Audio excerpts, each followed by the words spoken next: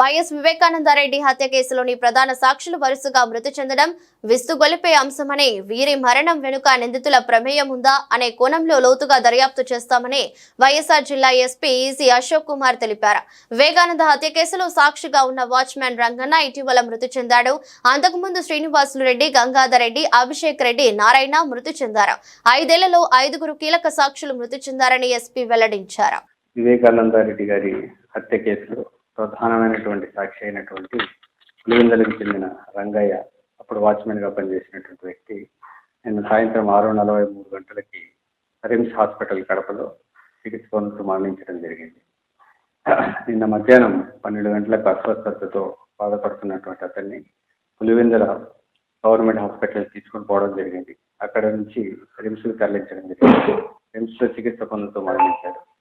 ఈ యొక్క వివేకానంద రెడ్డి హత్య కేసులో ప్రధానమైనటువంటి ముద్దాయి చనిపోవడం ఒక హై ప్రొఫెషనల్ మర్డర్గా మనము అనుమానిస్తూ ఉన్నాము. దీంట్లో భాగంగా బ్యాక్గ్రౌండ్లో ఎవరి ప్రమేయం ఉంది, అదేవిధంగా ఈ అనుమానాన్ని అన్ని కోణాల్లో కూడా దర్యాప్తు చేయడం కోసము ప్రయత్నాలు చేస్తూ ఉన్నాము. దీంట్లో భాగంగా ఇంతకు ముందు కూడా ఇదే విధంగా ప్రధానమైనటువంటి సాక్ష్యం 2019 నుంచి 24 మధ్యలో 5 నుంచి 6 మంది చనిపోవడం జరిగింది.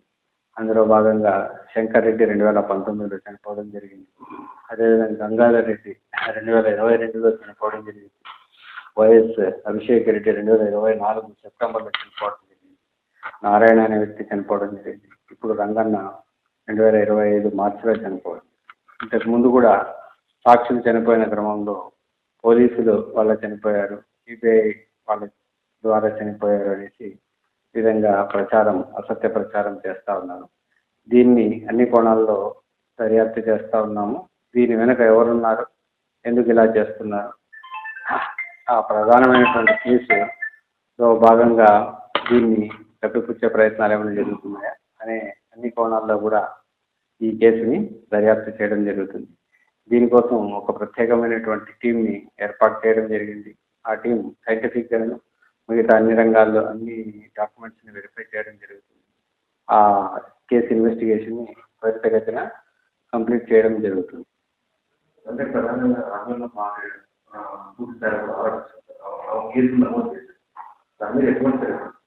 ఆమె అనుమానాస్పద కేసు కింద కంప్లైంట్ ఇవ్వడం జరిగింది. ఆమె కేసును బేస్ చేసుకొని అనుమానాస్పద మరణం కింద కేసు రిజిస్టర్ చేయడం జరిగింది.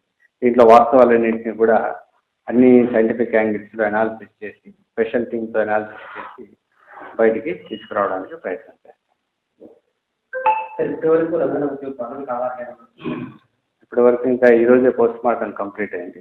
దాంట్లో ఉన్నటువంటి రిపోర్టుగా ఇంకా ఫర్దర్ ఇన్వెస్టిగేషన్ కంటిన్యూ అవుతుంది. దాన్ని క్షుణ్ణంగా మరింత నిశ్చితంగా లోతుగా దర్యాప్తును కంటిన్యూ చేయడం జరుగుతుంది.